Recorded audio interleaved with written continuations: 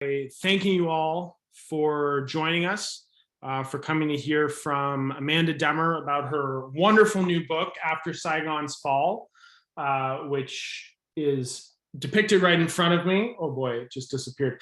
After Saigon's Fall, available where all fine books are sold, but we all know you're probably just going to buy it on Amazon. And I'm really thrilled to have Amanda here, someone whom I've known for a long time, who is a native of the great Western New York region, just across the Canadian border from where I grew up.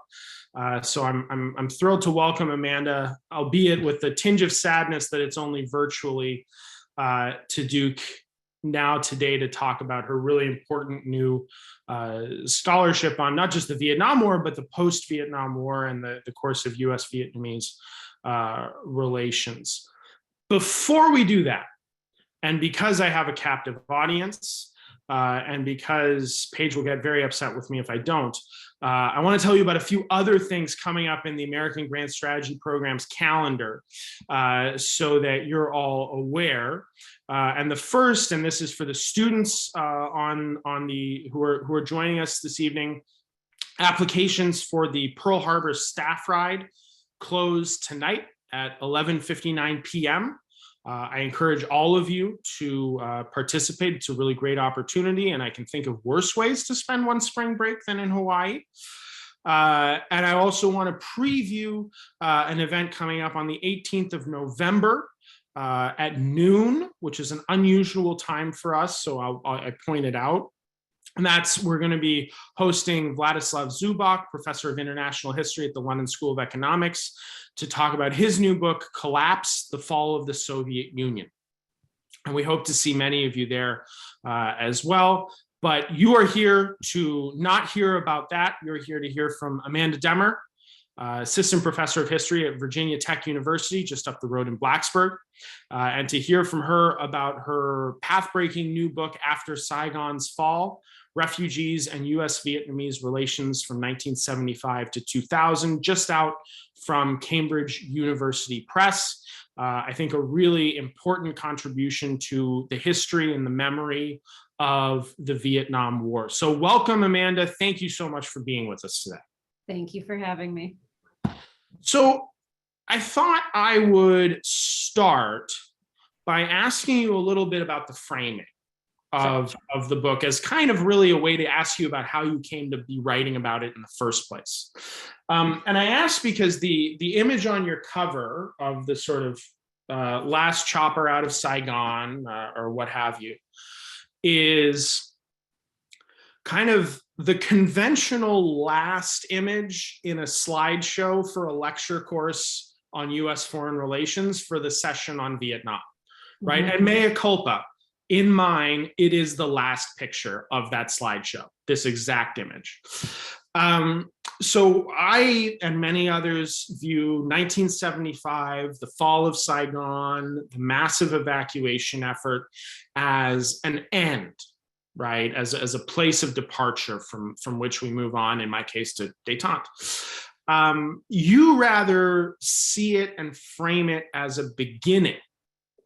Can you talk a little bit about how you came to see the Vietnam War in that post-1975 way? Sure. So the book actually grew out of a seminar paper that I wrote on the politics in the 1990s when Clinton announces normalization with Vietnam, flanked by veterans in Congress on both sides. And for that paper, I wrote about sort of my own assumptions I brought to the project were, okay, well, let me see what human rights groups were saying about this. Let me see what Vietnamese Americans were saying about this. And when I turned to the scholarship, I was really surprised by a silence. A really significant dearth of any topics, really much written at all about that. And so from that period in 95, I kind of worked backwards. And as I was trying to puzzle out what happened, I sort of had more and more questions that didn't make sense to me. And because I started in the 90s, right away, I sort of saw those new migration programs for South Vietnamese to come to the US in the early 90s and even in 1996. And so one of the questions was, well, how do we explain that given the long history of anti-Asian racism in US thought and law, given anti-immigration sentiment more broadly, given the really strong anti-Vietnam sentiment, sort of the general disgust that people had just broadly thinking about the war. And so from there, I sort of worked back and realized that I had to start in 75, that wasn't just an early 90s story, but that it was this broad narrative. And so because that picture is so infamous, I started with that. And in my introduction, I talk about the fact that this image is sort of synonymous with American failure, American humiliation, the US evacuation. But if we actually look at the people in the image, there's one American standing on the roof here in the black pants and the white shirt, but everyone else on the image is actually South Vietnamese. And so if we sort of ask, well, what happened to them and who decided that, and sort of how did things go from that, I realized that if we took the image for what was actually sort of physically there, rather than the broader connotations, it was actually this opening period to a story that was one of the largest migrations of the 20th century, the Vietnamese diaspora, and also US-Vietnamese normalization, that those things weren't just simultaneous, but what I argue in the book is they're absolutely linked to one another. So when most of us think about the sort of afterlife of the Vietnam War, if you will, and that's an imperfect term, I think, but when most of us think of that, we don't think so much, I think, about the immigration, emigration, refugee, migrant issue. Mm-hmm. Think about a different issue in American policy, which kind of continues to live on today. And that's that of prisoners of war and missing in action Americans. Mm-hmm. So how does the story that you're telling here about normalization and the changing of US Vietnamese relations intersect with what's maybe a better known story, not the one that you so compellingly excavate here, about the physical remnants of that war in Vietnam, but in an American context? Yeah, so two things I want to sort of say about that. I'm making a note to myself here. Okay, so one sort of methodological answer to that is that US officials, so the cause of missing American servicemen refers to US service members who are listed as prisoner of war slash missing in action, POW MIA. And the widespread belief in US society that either out of negligence or incompetence or subterfuge, the US government refused to rescue these live American prisoners sort of depicted in films like Rambo and bring them back to the United States. And so scholars have written about that. Michael Allen has a wonderful book called Until the Last Man Comes Home that documents that. And so I very much view my book as a yes and, right? So do not at all dispute the absolute centrality of US servicemen to US policy and to US rhetoric, especially the POW MIA lobby becomes such a formidable force in Washington that it is at the tips of all of US officials' tongues. Fun trivia fact, the Black prisoner of war missing in action flag is the only other banner besides the Stars and Stripes to ever fly over the White House. So that, I think that symbolizes just how potent this issue is. But what I do in the book is I situate that very well-known, well-publicized, well-funded cause along the much quieter but no less consequential efforts to secure the emigration or the resettlement of former American allies, South Vietnamese, in the United States. So between 75 and 95, over 1 million Vietnamese come to the United States. And these are through a variety of programs that I'll talk about in more detail if you wish. But what I argue in the book is that US officials they linked these causes as humanitarian issues. And humanitarianism has a much longer, broader history, and so many issues relating to the Vietnam War could have fallen under that umbrella of humanitarian, right? The lasting effects of Agent Orange, to name only one very obvious possible example. But when US officials talked about resolving humanitarian issues with their Vietnamese counterparts in Hanoi, they meant those very specific causes of missing American servicemen and migration for South Vietnamese, these sort of family reunification efforts detailing with the war. And this is the argument that I make in the book. And I think in some ways it is borne out by the fact that my book exists. So methodologically, when I started this project, I wasn't sure how I was going to write a book that started in 1975 and ended in 2000 as a historian, and dealing with the constant issue of declassification and things like that. And the reason that my book exists and that this particular possibility, this version of it exists, is because in the early 90s, President Bush declared or actually it was Clinton, I think. Yes, it was Clinton in 93 declared all US government records related to missing American servicemen declassified. And this was sort of a last gasp, sort of frustrated effort to push back against conspiracy theorists. So one way to undercut their ground is to say, okay, you're saying we're hiding the existence of live American prisoners behind a smokescreen of declassification. Well, here it is. Here's everything we have other than the very, very fewest things which might still imperil national security. And so when I got into the archives, so many of the things that I looked at were labeled as prisoner of war missing in action. But when I actually read the documents, so American servicemen were always first, right? Sort of upfront on most things.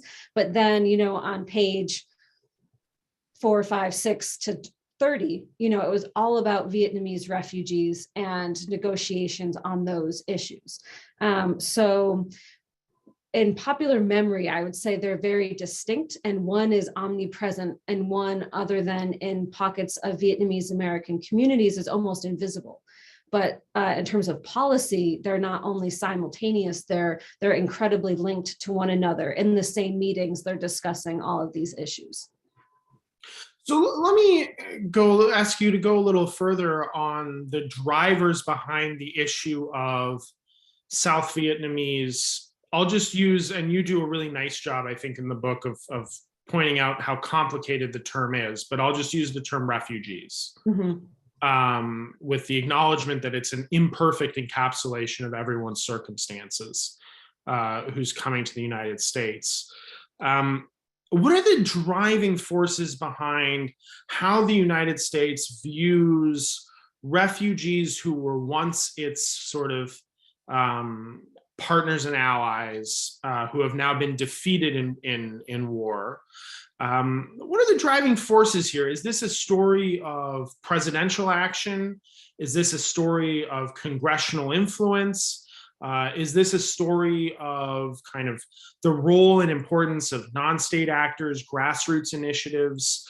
And if I can add just kind of a follow-up to that, what makes this such a critical point in the Vietnam War?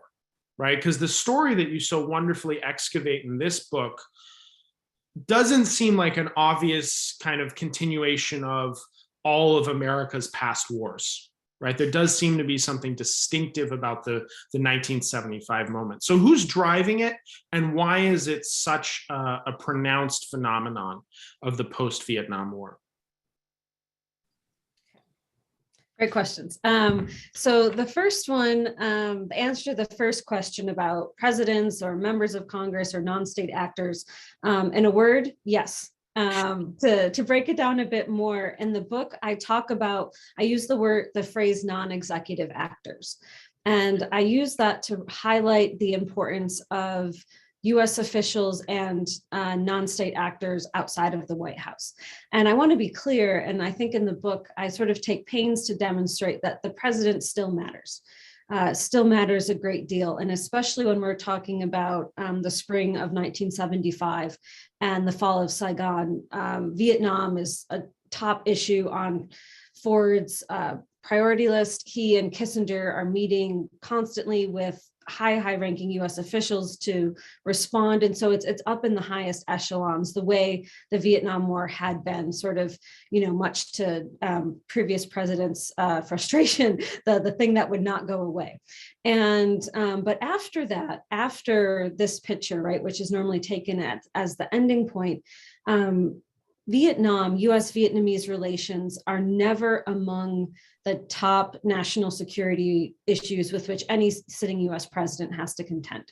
And that is both by geopolitical circumstance, it's never the forefront issue, but also by presidential proclivity. None of them really focus on it and channel their energies the way Carter does, for example, with the Panama Canal treaties. Like, no one picks Vietnam as their pet project, right? It's kind of quicksand. People want to stay away from it.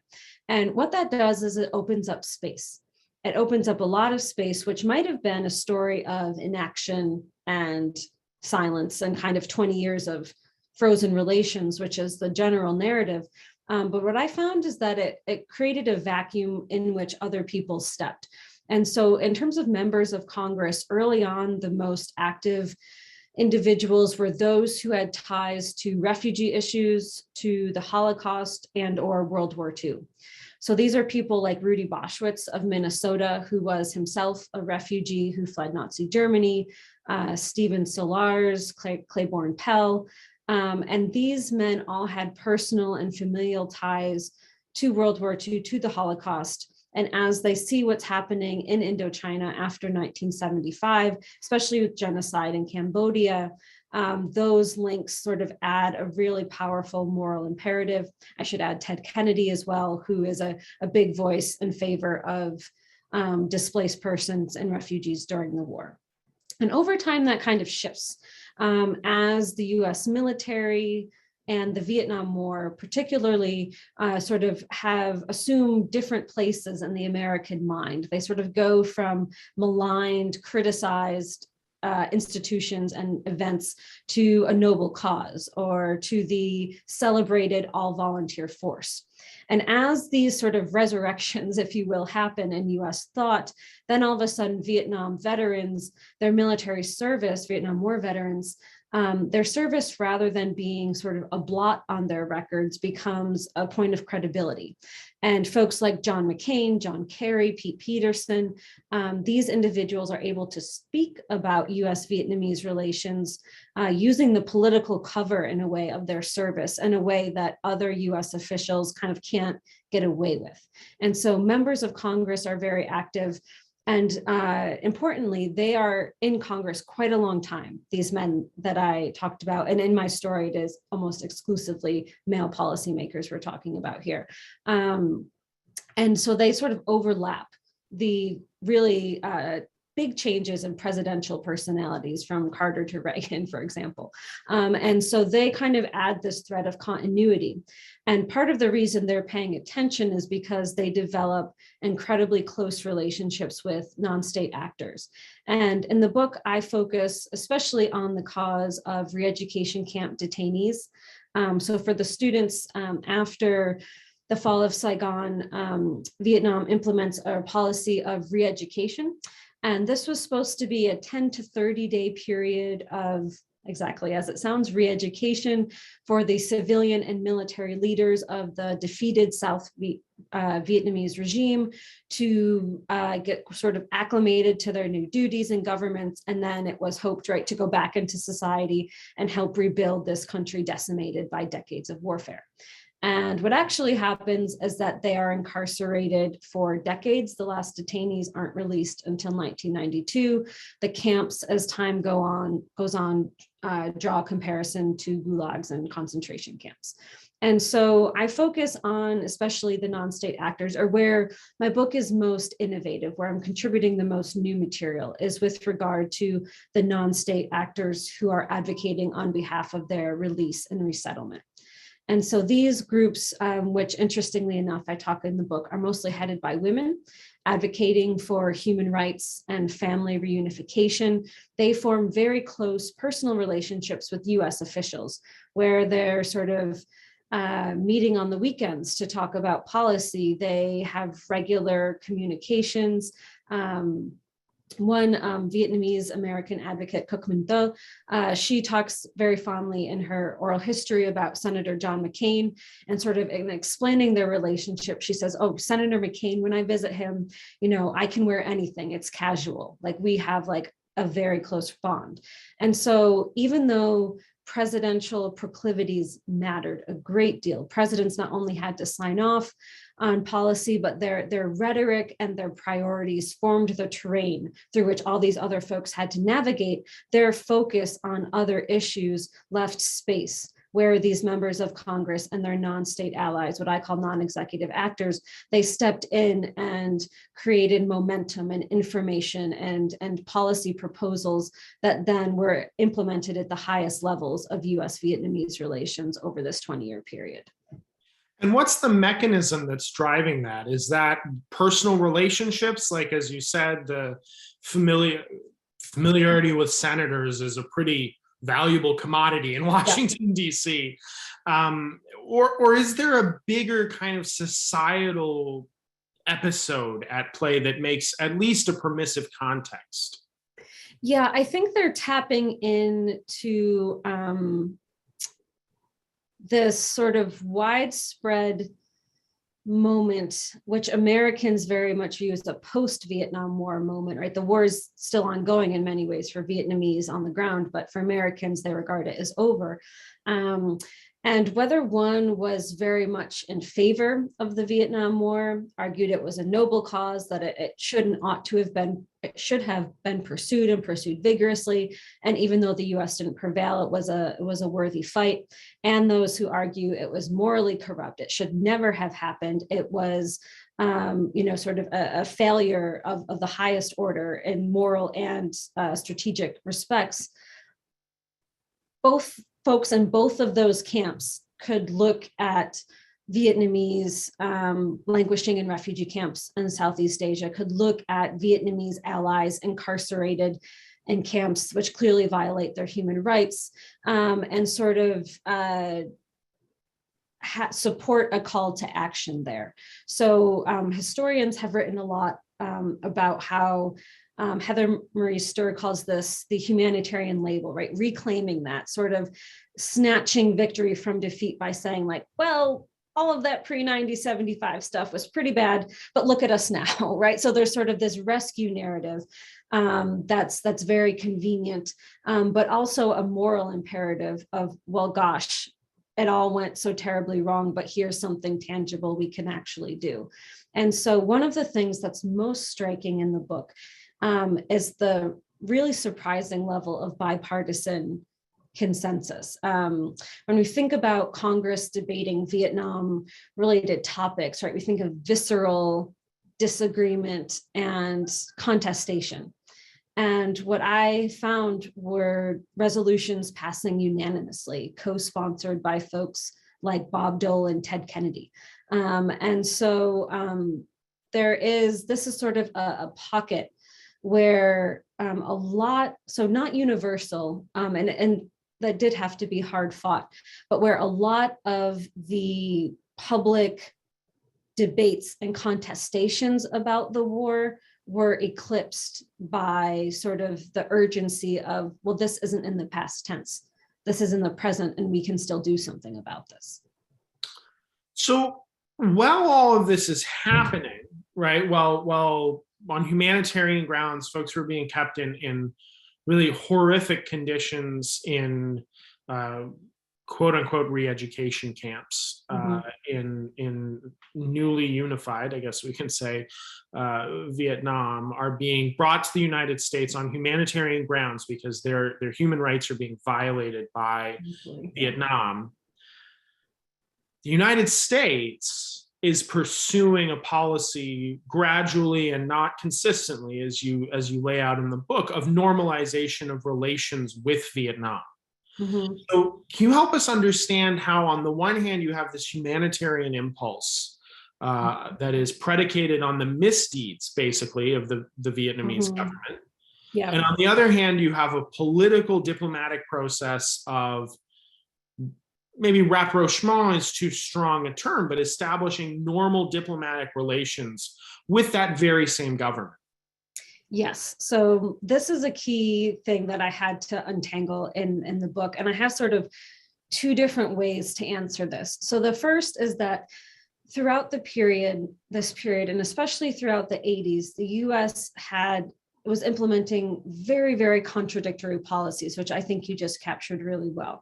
So on the one hand, the US has an embargo against Vietnam. It's leading an international coalition to attempt to bleed Hanoi into submission, their words, not mine, right? And sort of retaliation for the Third Indochina War and invasion, what US labels, right, as an invasion into Cambodia. Side note, right, getting rid of a genocidal regime, which the US sort of doesn't like to talk about, but that was the fact of the matter. And so there's this incredibly adversarial, economic, diplomatic, and really, if we add in films like Rambo and Platoon and the rest, sort of a cultural offensive against Vietnam in a lot of really potent ways. And then at the same time, we have hundreds of thousands of Vietnamese coming to the United States. Throughout the 80s, the Reagan administration earmarks over 50%, sometimes it's upward of 70% of annual refugee allotment for Indo-Chinese. So for not only Vietnamese, but Cambodians and Laotians. And so how do we explain that? And so I argue in the book that the only way to sort of make sense of these very contradictory policies is to acknowledge that the US government, even after the collapse of the South Vietnamese state, it continues to treat the government in Hanoi and the South Vietnamese people as distinct entities and implements policies to address them both. And so in terms of thinking broadly about, well, how does this unfold? In the book, I pitch normalization from the US perspective as a three-phased sort of process, a three-phased unfolding. And the first is highly contentious. This is the late 1970s, and the on-the-ground situation in Indochina is changing rapidly. Communist governments come to power, but then war breaks out between Vietnam and Cambodia and Vietnam and China, having border clashes. And so the Third Indochina War erupts, and US officials are suggesting everything from normalization right away without precondition to even refusing to consider it under any consideration whatsoever. It's sort of a very schizophrenic approach. And then by the end of the 70s, by 79, that coalesces on a much more sort of consensus-driven policy in line with larger changes happening in US foreign relations in 1979, 1980.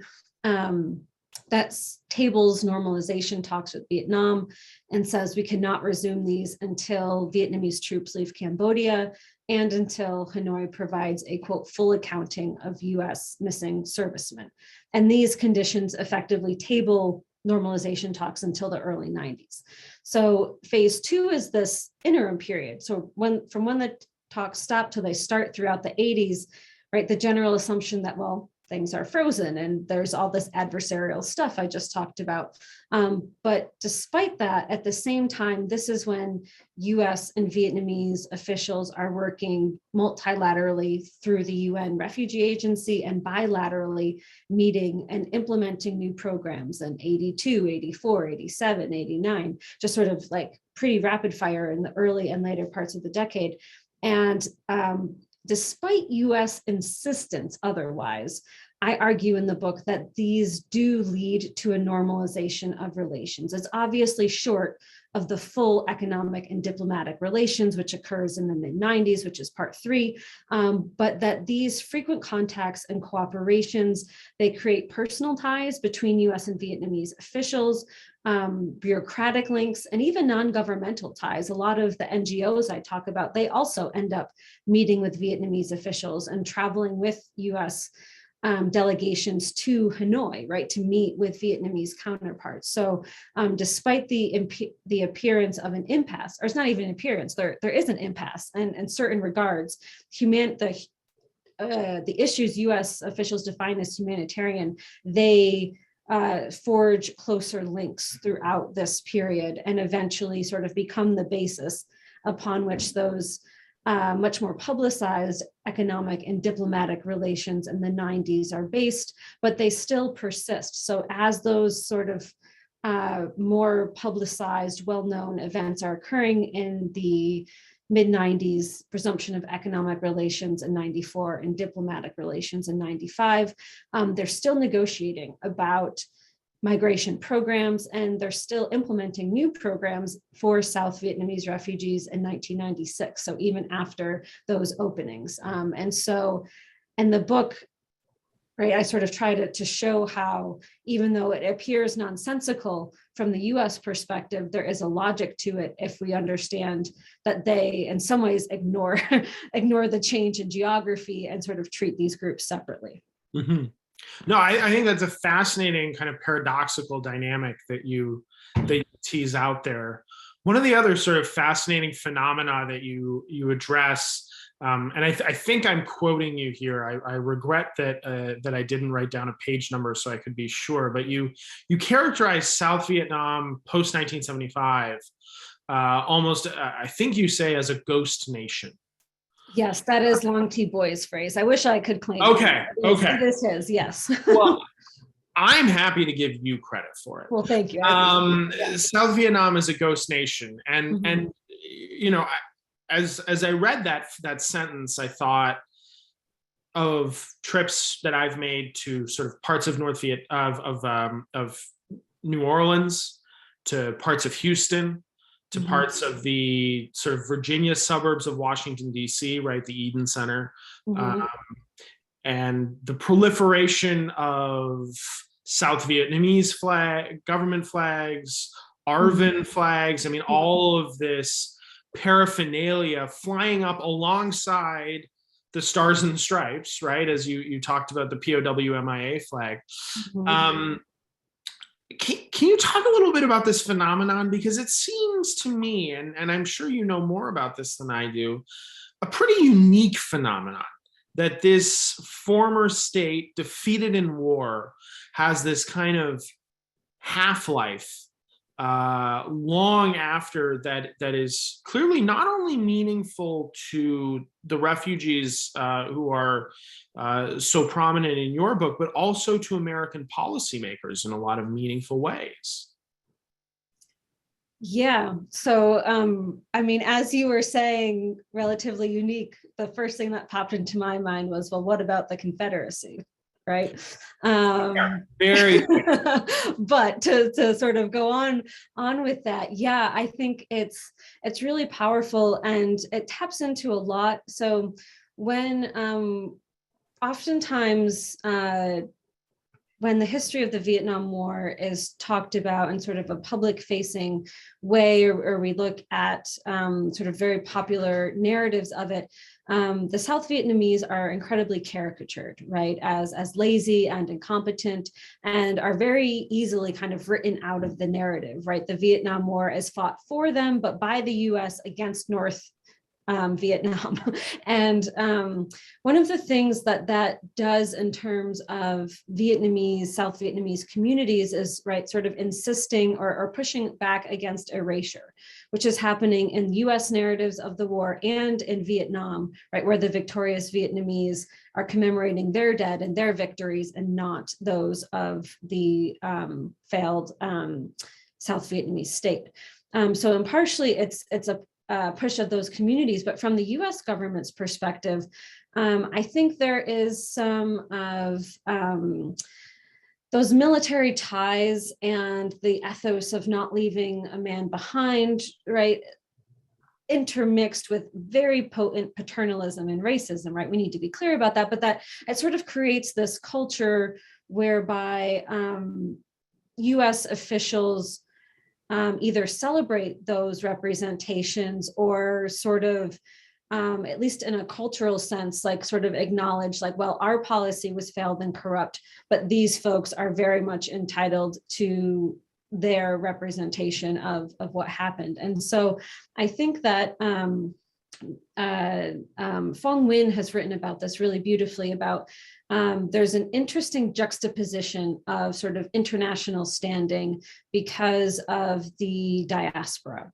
So in 1973, 1975, the government in Hanoi in many ways are sort of the international darlings, the successful anti-colonial movement standing up against the behemoth United States and prevailing, right? They have a lot of political capital abroad.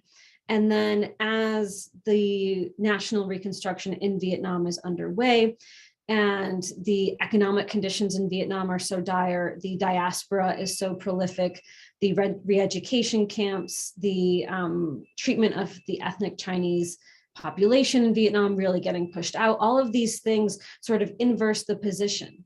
So that by 1979, that once celebrated government in Hanoi is now being lambasted as human rights violators and corrupt and morally bankrupt in a way. And these South Vietnamese who were castigated as the losers in the Civil War, and they are now sort of the darlings or the heroes of the narrative, but in a subsidiary refugee status, which the refugee narrative, right, implying gratitude and debt and all sorts of other really potent issues. And so I think that the shift is convenient in many ways for the United States in a propagandic rhetorical standpoint, but beyond just sort of pointing to it or say, look, we're going to do this, but actually doing it, implementing the policies, negotiating with partners in Southeast Asia and with the government in Hanoi, sort of following through on those claims of being a beneficent or a refugee receiving nation. Those sort of force the US to kind of modify its stance and work with this government that it's castigating in almost every other respect. So I think like the pre-75 period, the post-75 period, if we ignore the South Vietnamese, not only do we misunderstand, but the contradictions don't make sense.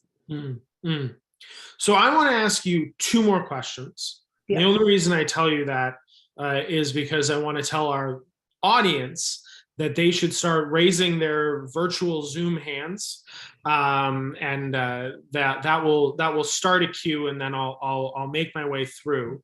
So please, folks, do start raising your hands to ask our guests questions. But I want to ask you two bigger picture questions, if I may. And the first of the two is to zoom out a little bit on the period that you cover, the sort of the last quarter of the 20th century, and ask you to reflect on what this story of refugees and normalization and that you tell so wonderfully in After Saigon's Fall, what does that tell us about America in the last quarter of the 20th century? Wow, big question for sure. Yes, it's entirely unfair. It is. It's very unfair. I think the book tells us a lot about the competing impulses and how these particularly manifest at this historical moment. So US history broadly, right, is a story of completing fundamentally contradictory impulses and beliefs happening all at the same time.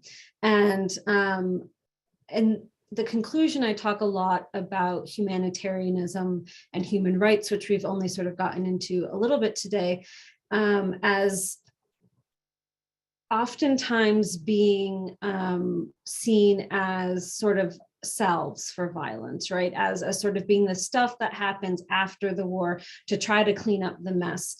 And now in the 21st century, we talk about humanitarian intervention, right, as not an oxymoron. And sort of, I think that the story of US-Vietnamese relations in the last quarter of the 20th century, it tells us a lot about the sort of circular nature of humanitarianism, of morality and war more broadly, and how these take shape in US foreign relations. I also think it tells us a lot about refugee norms, which is another way to say it tells us a lot about how Americans are thinking about who can be an American and who gets to decide that. One of the things that Another thing I found surprising was the amount of multilateralism in the book. So when we think about US refugee admissions, we think about sort of unilateral decisions, right? US-Cuban relations being a really good example. But a lot of this story is about the US being a leading in terms of admissions and financial contributions, but as being one of many players in this larger story. And so I think broadly, this is sort of answering your question, sort of not, but one of the things that the book does is challenges the temptingly neat ways sometimes we tend to talk about the Cold War, the end of the Cold War. A lot of the things that I trace happening in the 80s are what we normally identify as the post-Cold War refugee regime, things like multilateralism, in-country processing, repatriation over resettlement. All of these things have defined post-Cold War refugees, but here they are happening in what we normally consider, right, a reinvigoration of the Cold War in the 80s, early 80s at least. And so I think it tells us a lot about sort of the competing timelines, but it also tells us about the impact that individuals can have on US policy, sort of that big picture historical question, right? Structural forces versus individuals. I'm always a yes, both. So yes, both for sure in this book. But I think one of the most surprising things is the unlikely individuals that really make a difference in this narrative. I want to just pick up really quickly on one of the points you made about prioritization, right? Yeah. I mean, as we look at this image, you know, we see a line, right? Yeah.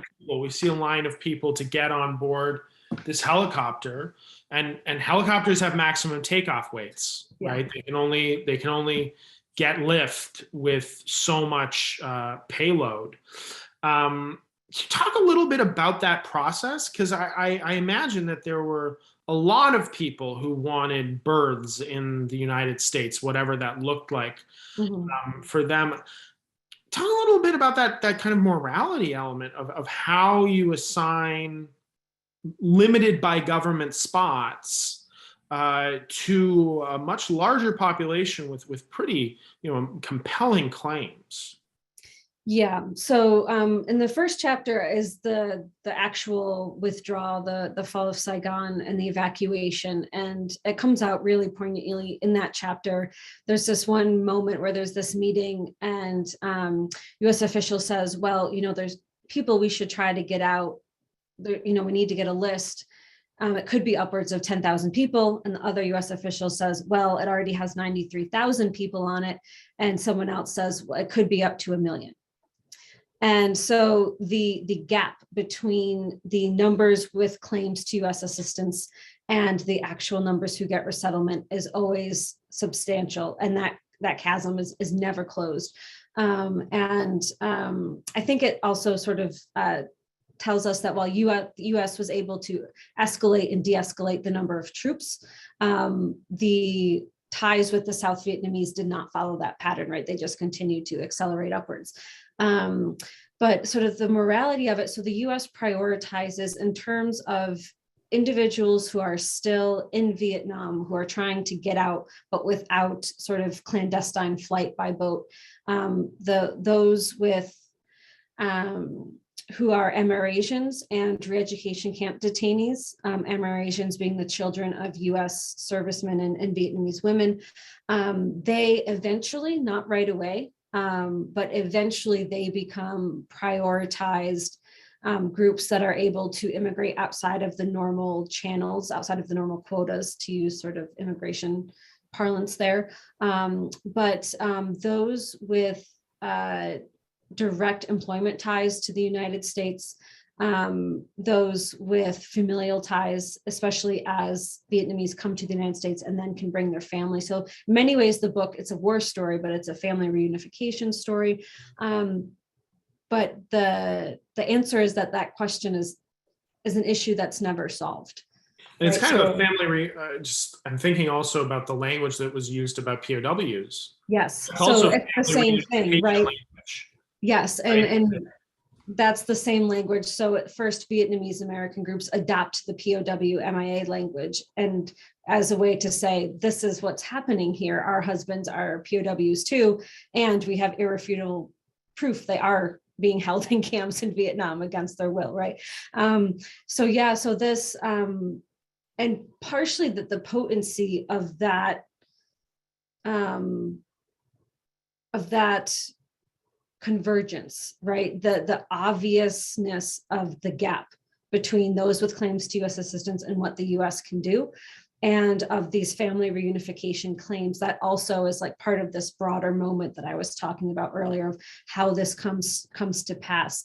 And so it's never solved still to this day. Vietnamese families I've had students, right, who are divided, still have family members in Vietnam, and those things play out over generations, who chose to come, who chose to stay, what their respective lives have been like. But in terms of US policy defining that, right, who is eligible within these programs, that becomes one of the things I was most interested in terms of the book, and sort of pushing, like, who gets to, not only are these questions being asked, but who gets to answer them, I think is a resonating question for today in many respects.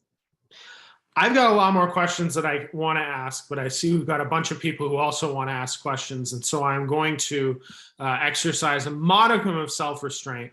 And I see that Weston Lindner is first up in the list. So the floor is yours, Weston. Well, hello. Thank you so much for being here today. I'm a senior here at Duke and on the AGS Council. And I'm writing my senior thesis actually related to something called coercive engineered migration, which is kind of the use of real or potential refugee flows to kind of exert influence or get things that you want from other countries, like Belarus, Turkey, Morocco have been kind of doing this recently. And I'm working with a data set from a scholar named Kelly Greenhill, who kind of wrote a book about this a decade ago. And a lot of the instances in the data set are from Vietnam or Southeast Asia generally in this time period. And so I wanted to kind of ask you about the late 1980s, when there was kind of a flow of refugees from the north. And then, as I understand it from the book, Hong Kong and ASEAN were kind of upset about it. There was this eventually this comprehensive plan of action. And so in this particular book that I'm reading, the claim is kind of that Vietnam was able to leverage this situation. They were able to say, okay, we will agree to this comprehensive plan of action if we also make progress in terms of like gaining access to international credit and eventually diplomacy or diplomatic recognition. So I'm wondering if you kind of uncovered anything of that nature in your research, or if you could speak just to the extent to which the Vietnamese government was able to kind of use this situation as leverage to obtain that normalization or obtain other policy goals that they had. Yeah, this is a great question. So I'll start with the mea culpa, that the book is really on the US approach to these issues, and that partially when I thought maybe I wouldn't have enough information on that because of classification and such, I ended up with enough to write many, many books. And so I really honed in on the US perspective. But I'll say a few things. The first is I would recommend Jana Lippman's new book, In Camps. Came out last year. Really wonderful book that talks a lot about Hong Kong and different officials within Southeast Asia and how they're using the refugee flows to sort of force, or they're using their responses to the arrival of asylum seekers to try to force international patrons into action. Things like pushback policies, right? Pushing the boats with the refugees back to sea. Things like that. So that book is really important. And Kozal Path, a political scientist, had a book come out last year called Vietnam Strategic Thinking, I believe is the title. And I think that would be a really good insight into the Vietnamese government's policies. Now, he doesn't talk about migration really issues very, very minimally, which is sort of my main criticism of an otherwise really wonderful book. But I think certainly, right, I would argue that it's probably a two flow issue, right? So the Vietnamese government in many ways is sort of forced into the position of having to work with the international community to some extent, especially in the late 80s, as relations between Hanoi and Moscow are changing, much to Vietnamese leaders' frustrations. They do not like the changes happening in the Soviet Union. They're forced in with the changes in Moscow. They eventually normalized relations with China in 91, and it's a very embarrassing, humiliating rapprochement for them.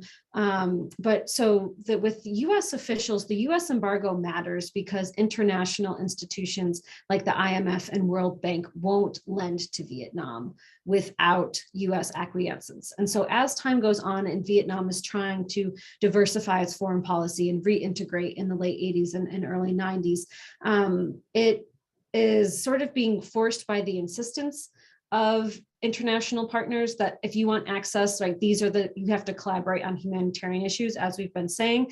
But it goes the other way too, right? That in saying, okay, here we are working with you and the international community on this new international agreement in 1989. I haven't done research in the Vietnamese archives. My Vietnamese is not that good, sadly. But I think it's sort of a two-way conversation. I think they're kind of forced maybe in a direction they don't want to go, but then whilst facing that direction, they use it to their advantage. So it's a very fluid environment in Southeast Asia during this time period, and Vietnam's opening to ASEAN and to the rest of the world is sort of begrudging in a lot of ways. Thank you. Thanks for that, Weston. Up next is Ashlyn Hand. Thank you so much. I appreciate you being here and really appreciate the lens that you offer. I think it expands the conversation in ways that's really interesting. My question is entirely selfish. I study international religious freedom efforts, and the Jackson-Vanik Amendment is a central part of understanding for Congress's role in connecting trade and human rights. And I wondered in your research how this amendment impacted folks that were resettling from the United States to the United States from Vietnam, if at all, and how your kind of research intersected with that. Yeah, absolutely. So I talk about the Jackson-Vanik Amendment sort of early on, and then sort of part 1 and part 3. So when it seems like relations might thaw but don't, and then when they actually do in terms of formal bilateral ties. And so one of the things I argue in the book is that humanitarianism and human rights as discourses, as languages, and as legal entities become increasingly linked throughout the period through things like the Refugee Act and US law. But in terms of the Jackson-Vanik Amendment, right, which has these human rights specifications. So as I just noted, right, the US has been throughout the 80s is hammering humanitarian issues. And it's that very specific immigration programs for South Vietnamese and POW MIA accounting. And as things are opening up in the early 90s, the requirement of the Jackson-Vanik Amendment sort of prompt them to take in a broader human rights approach, right? So not just these narrow groups, which even though broad, right, can be somewhat defined, but the broad spectrum of human rights conditions for all Vietnamese citizens, including the generation, right, that has come of age after the war. And so US officials, US and Vietnamese officials negotiate or agree to negotiate on human rights issues in 93. They formally announced that in January of 1994. They sort of like have a formal, like we're opening dialogue on human rights. That persists. That's another thing that persists past that 95 announcement. So even though they open economic relations in 94, a full economic normalization takes quite a long time. The US government is the last in the West to award Vietnam most favored nation status because of those Jackson-Vanik amendments. And so that's one area where many people are pushing and saying, right, well, we've done enough. They haven't met these requirements yet. And so that into the early 2000s, I think it's 2000, when the US does award most favored nation status, and then Jackson-Vanik is allowed to expire in, what is it, I think 2012, something like that. So it is a key part of the story, but kind of at both ends rather than in the middle. I've got Katie Kotler up next. Hi, Katie. Hi, thank you so much for being here. I just had a question a little bit more like connecting to modern issues. I was just wondering kind of what your perspective is on the US-Afghanistan relations and like how you're seeing perhaps parallels between Vietnam and Afghanistan and kind of just your thoughts. Yeah, so that's a whole, we need to do a whole nother separate one of these just for that. I have written about this quite a bit. And one of the later things that I published was a really extensive written interview in Forbes that sort of gives you a more in-depth answer to that question than I can probably get into here. But yeah, I think that the insights that my book has to offer for the future of US-Afghan relations are certainly very, very relevant. And I've actually, one of the more gratifying moments of my career thus far is I've gotten to talk to a few folks in the State Department about my research and about the book and what it might teach us, which was really great. Thanks for sharing that page. It's in the chat now, that link. I think that I didn't get into the specific example in the talk, but one of the programs, the most long-lasting programs for Vietnamese refugee resettlement is called the Orderly Departure Program, the ODP, right? Historians are not creative, neither are policymakers often. So the ODP. And this allowed individuals to leave Vietnam as refugees, even though they were still in their country of nationality, and resettle abroad. And 523,000 came to the United States through that program. So over 500,000 over this 20-year period. And the ODP was a multilateral initiative negotiated under the auspices of the UN High Commissioner for Refugees. The US was the overwhelmingly highest participant nation in terms of resettlement, but it was also Canada, Australia, Belgium, Denmark, the UK, all over refugees resettled through that program. And so there are a lot of precedents for a pretty significant outflow from a country where there has been just this major upheaval and sort of lots of condemnation on the one side, but trying to facilitate resettlement on the other hand.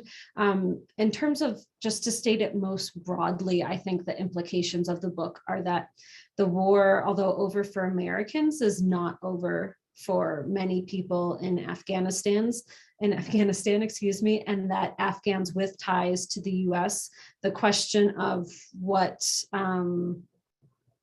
what obligations the US has to them moving forward, even if we don't ask that question, that's still answering it.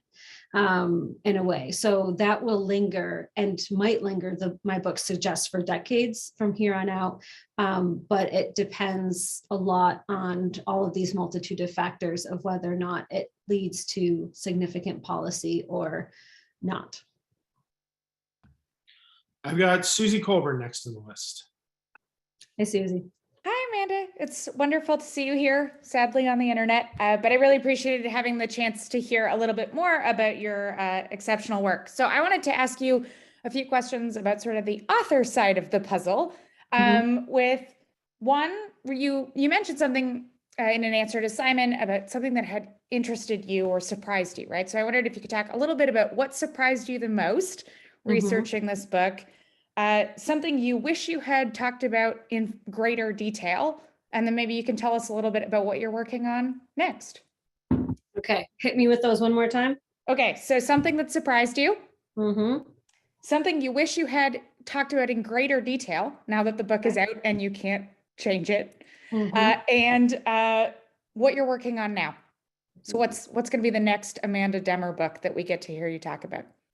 Okay, so I've talked a lot about surprise, I feel like, so far, so I won't spend too much on that point, but I'll just say the amount of material that was available. And we tend to divide bureaucratically, and Susie will know a lot about this, and Simon as well, more than perhaps the rest of the audience, but in terms of where documents are stored and which parts of the US bureaucracy are working on them, we tend to treat war and foreign relations in one corner and migration in another corner, even though they're very linked. And so I anticipated writing a dissertation and then a book that was drawing a lot from these sort of migration holdings. So these were the non-governmental holdings that I used a lot, these refugee advocacy groups and so on and so forth. But what I was consistently blown away by was just how much was in sort of the presidential archives and things of that nature. And so I think we've made huge strides as a historical profession, trying to sort of, I think, merge these like subfields of migration and war and diplomacy. But we still have to keep doing that. I think Ellen Wu's article last year in the Journal of Modern American History was really an exclamation point on just how important this work is for things moving forward. What I wish I talked about more. So students, if you want to find typos in your papers, as I'm sure you know, all you have to do is submit them and then you find all of them. All you have to do to figure out the obvious thing you should have known about, the book that you should have known about, is publish your book. And then you will, oh my goodness, I should have known about that. I should have known about that. So there were one book that I just, mea culpa, there's not a good excuse for it, about Vietnamese foreign policy making that was published in 2012 that just wasn't on my radar, that I read recently for a chapter and edited volume I'm writing that would have immeasurably improved the book. The other is that Kozal Path book I already mentioned. It came out last February, and Path is a political scientist. And so my book was pretty far along in production, but I wish I would have had time to more engage with that book, because as I was reading it, it was just so frustrating. Like I could have written a better book without Herculean effort on my part, and sort of fleshed out the perspective from Hanoi a little bit better. So that was frustrating, but I think also just an inevitable part of what we do. And I'm really looking forward to sort of 2 or 3, maybe 20 or 30, but the book from now that's in the future that is able to sort of synthesize what I've done with someone doing the same thing at Vietnam, and then writing a really intricate story of normalization. My book is, I think, a stepping stone, but I in no way view it as sort of the book, as much as I think we'd all wish we could write the book. And then what I'm working on now, I have a 3-year-old and an 8-month-old. So I'm working on trying to human most of the time, if I'm honest. But one of the non-state actors that appears in this book is Janetta Saigon. Saigon was born in Italy in 1925 and was an active member of the Italian resistance during World War II. She was incarcerated, tortured, and eventually comes to the United States. She founded the West Coast chapter of Amnesty International at her kitchen table in Atherton, California, and went on to win the highest civilian honors in the US, Poland, Italy, and many, many other countries. She's sort of the central figure in the human rights movement, but as a woman, a survivor of human rights violations, an immigrant, she doesn't sort of fit our narrative of the white male politicians and lawyers that have tended to dominate the story. So one of the things I want to do is write a biography of her that sort of uses her biography as a microcosm to talk about the human rights movement, and especially the role of gender, which I think is one thing we haven't looked at enough. And then my sort of the next mountain, big mountain I want to climb at some point is a broad sort of synthetic history of recognition in US statecraft, and how, going back to my early America roots, and how recognition evolves over time and comes to uneasily coexist with, and in some ways be superseded by normalization in the 20th century. I think we have like a really good, pretty good episodic understanding, but not that was the book that I wanted to find. So I'll let you know if it surprises me and I find it, but that was the book I wanted and needed as I was writing this book that didn't exist. And so hopefully I'll write it sometime soon. We've got Rithika up next. Hi, yeah, thank you so much for being here to talk to us about your book. My question for you is that I've heard a lot of people draw parallels between the Vietnam War and the Iraq War, and I was wondering if you've seen any parallels between the aftermath of the Vietnam War and the aftermath of the Iraq War. Sure thing. And just to clarify, do you want me to talk about Iraq or do you want me to talk about Afghanistan? I think either. If there are more parallels with Afghanistan, then that's definitely. I think I'm just wondering about in sort of the post 9/11 foreign policy space, if there are parallels that you've seen. Yeah, absolutely. So one of the Vietnam War is kind of a shadow, right? Sort of the syndrome, the Vietnam War syndrome that some pundits and scholars talk about of US reluctance, right? Perhaps, which we can put a big question mark next to of intervention abroad after the end of the Vietnam War.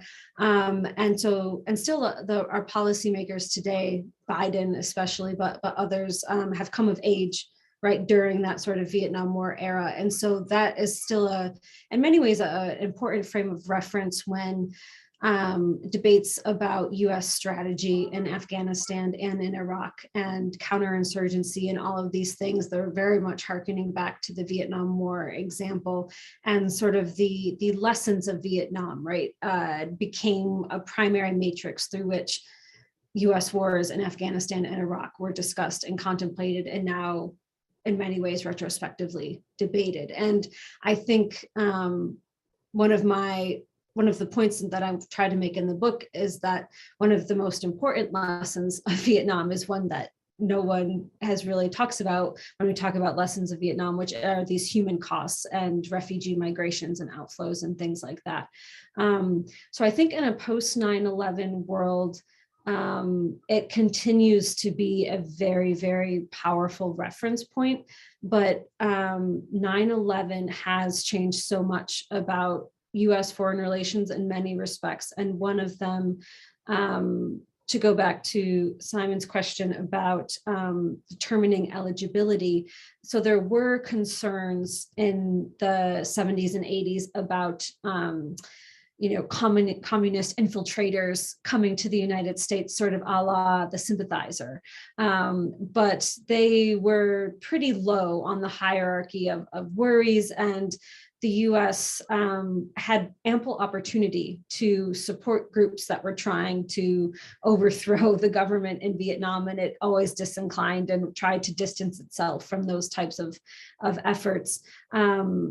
Now in the post 9/11 world and in especially the withdrawal from Afghanistan, the insistence on dotting all I's and crossing all T's, right? Not accelerating the special immigrant visa, the SIV applicants until the very, very end of the evacuation from Afghanistan.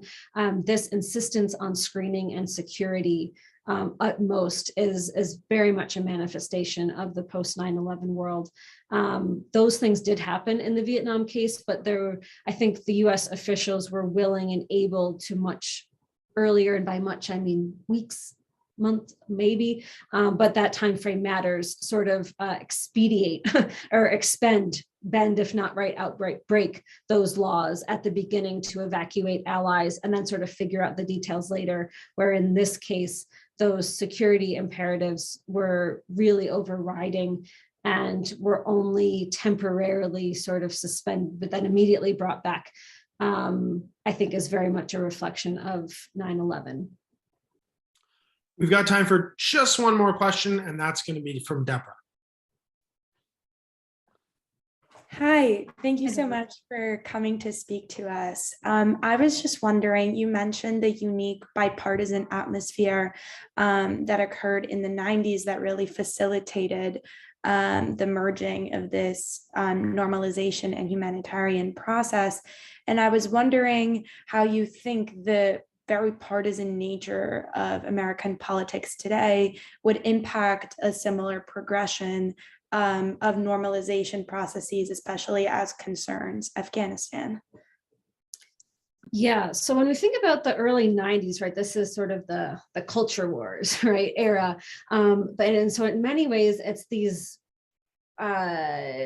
pre-existing policies that kind of provided the scaffolding upon which some of those newer developments were made in the 90s. So it was a period of intense bipartisanship where this was sort of an exception, but one that was right not without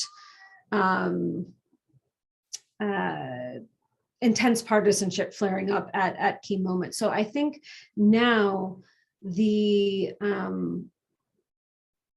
it could go either way. There's kind of this moment, and I wrote about this in the Forbes piece, where members of both parties in the collapse of the US-backed regime in Afghanistan in August and early September, both were sort of demanding, right, that the administration do more and that it admit folks and do so with I was going to say all deliberate speed, but I can't bring that phrase out, as quickly as possible, right?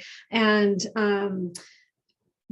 I think it's called the SAFE Act, SAFE. There's a nice acronym act that sort of helped bring some Afghans to the United States that was supported by a Democrat and a Republican.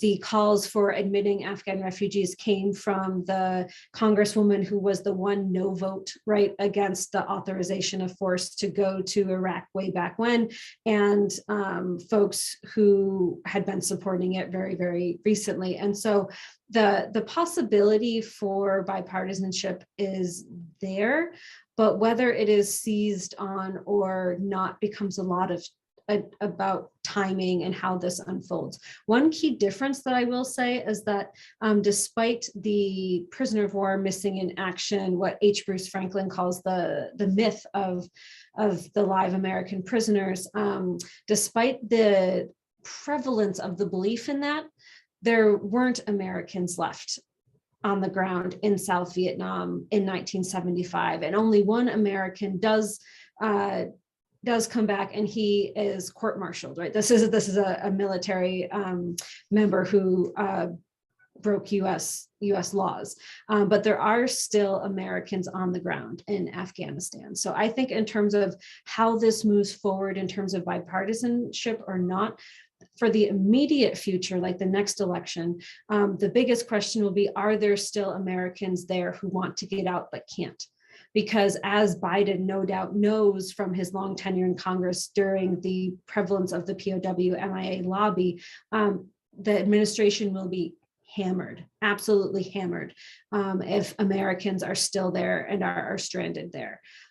If Americans are able to leave as has been happening somewhat, I don't have good numbers. I don't know if anyone has good numbers, but if that happens to the satisfaction of most folks, then the question, the overriding remaining question is the fate of US allies and what twists and turns that might take. I can't predict, but I will say based on those initial efforts and the geopolitical, right, 100 nations signed a letter, right, imploring the Taliban to let those flights to continue to leave. Those have the potential to put pressure in such a way that something similar to the story I uncover in After Saigon's Fall, something similar unfolding, but so very much could alter that, and from a variety of different ways. So, of course, I think we have a tendency and lots of incentives to point to the uniqueness of our own historical moment. But I think putting it in context, especially the relative invisibility in a way of the issue, right? Afghanistan has already totally disappeared.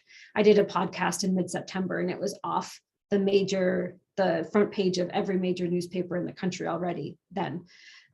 So the one thing that why my book was published in 2021 and not 1997, right, is that those issues were not as visible as others.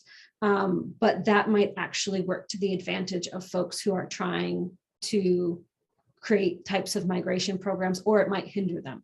So it's, I can't quite say, that's why I'm a historian and not a political scientist or a pundit. But the echoes are there for sure. Well, it's without a doubt a timely book. It's a compelling book. After Saigon's Fall, again, available where fine books are sold. And we certainly hope that you'll all check it out if you haven't already. We also certainly hope that you'll join us again on the 18th of November at noon for another conversation with Professor Vlad Zubak about the collapse of the Soviet Union. If you're a student, we hope to see your application for the Pearl Harbor staff ride in by midnight of tonight. And if all of this stuff is news to you, we hope you're going to sign up for the American Grand Strategy Program's mailing list so that you are not hearing about this just from the likes of me. But my final pleasure and privilege is to thank you, Amanda, for being with us this evening here at Duke, to thank you for your great work, and to thank you for your time, which I think, as the students' questions show, is such a compelling issue and one that's very much alive in the policy conversation today. So thank you, Amanda. Thank you all for joining us. Thank you all so much for being here. I appreciate it. And we'll see you all at our next event.